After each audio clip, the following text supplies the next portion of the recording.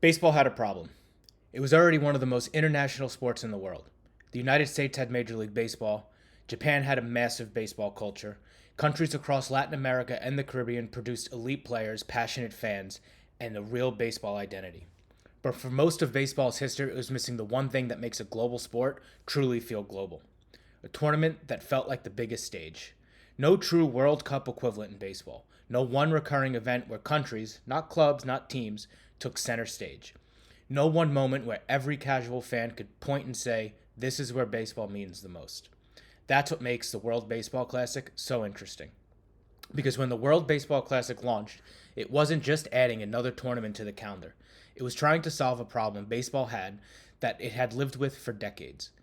Welcome to the Weekly Lens. Today, we're looking at how the World Baseball Classic went from a risky baseball experiment to something that now feels like one of the sport's biggest events.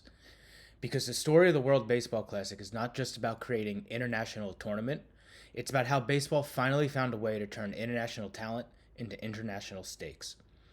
And once that happened, the sport started to feel bigger. That's where this begins. Baseball was already global. It had stars from all over the world. It had countries where the sport was tied to culture, pride, and identity. It had huge fan bases. It had history. It had passion. What it didn't have was one defining national team event that brought all of that together in one place. And that's more important than it sounds.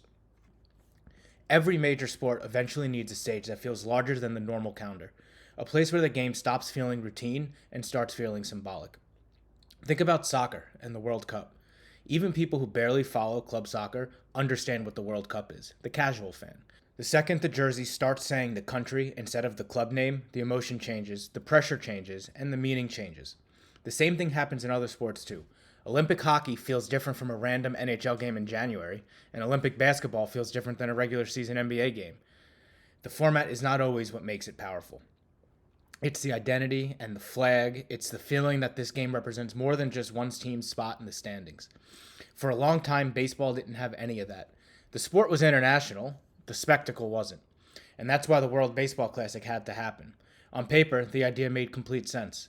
Take one of the world's most international sports, put countries on the front of the jersey, gather star players from all around, and build a tournament around national pride instead of league standings. Simple idea, but not simple in practice. Because you can schedule games, you can sell tickets and make logos, uniforms, hype videos, whatever you may have, but what you can't do is force anyone to care. You can't manufacture history overnight. You can't just create a tournament and expect it to immediately feel like the Olympics or the World Cup. Events like that earn their weight over time. They become important because people remember moments, not because someone announces that they should matter. That was the real challenge facing the World Baseball Classic. Not whether the concept sounded good, it's whether it would feel real. Would the fans take it seriously? Would the players buy in emotionally? Would the games actually feel intense, or would this just feel like an exhibition game with the country's flags attached to it? Those were the real questions, because this wasn't about putting strong teams on the field. This was about trying to create a tournament mythology from scratch. And that is hard. There's a big difference between having a good sports idea and creating an event people genuinely remember and care about. At launch, the World Baseball Classic didn't have decades of history behind it. It didn't have built-in prestige, and it didn't have ritual. And it also didn't have the advantage of memory. People remember key rivalries and matchups. It had to prove itself. But almost immediately, you could see why the idea had power. Because international sports hit different. A regular season game can matter, a playoff game can be intense, a country versus a country creates a different kind of pressure. The jersey means more, the crowds sound different, the emotion is easier to feel, even if you don't know every player on the roster, or if you're not a die-hard fan of the sport. That's the beauty of international competition. It makes the stakes instantly legible. You don't need to follow every storyline for 6 months to understand what's happening. You see the flags, you see the crowd, you feel the urgency, and the meaning is obvious. That's what baseball had been missing. Not talent or quality or passion. It's been missing the stakes. The World Baseball Classic gave baseball a place where the sport could feel less like part of a long season and more like a national event. Because the talent alone doesn't create the spectacle. The stakes do, the pressure and the identity. That's what turns a good sport into a great tournament. And that, more than anything, is what the World Baseball Classic gave to baseball. Not just another trophy, but a missing layer.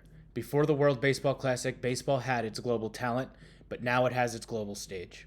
That doesn't mean it instantly became a giant, because it didn't. And that's an important part of this story. The Classic was not born a massive institution. It had to grow into one. In fact, it still is. It's normal. Prestige doesn't appear the day the tournament is created. Prestige is built when moments pile up, when fans remember where they were, when countries start circling the next event on their calendar, and when players begin treating it like something they genuinely want to be a part of. That's how an event becomes real. Slowly, then all at once. That's the real story of the World Baseball Classic. It started as a bold idea, and then it became a credible tournament, and eventually, it became something that people expect. Something fans wait for, something that can pull baseball out of its normal rhythm and make it feel bigger, louder, and more emotional than usual. It's a major achievement for a sport that's been so long without one defining international stage. So the story of the World Baseball Classic is not just that baseball created international competition, it's that baseball finally found a way to make international baseball feel like appointment viewing. It finally built a stage where the sport could feel larger than the regular season. But the World Baseball Classic didn't become emotionally massive everywhere at the same time. Because if one country helped prove how big this tournament could really feel, it wasn't the United States, where baseball originated. It was Japan. And in a lot of ways, Japan is one of the biggest reasons the World Baseball Classic feels enormous today. And that's where we're headed next. Thanks for tuning in to this episode of The Weekly Lens. We'll catch you tomorrow.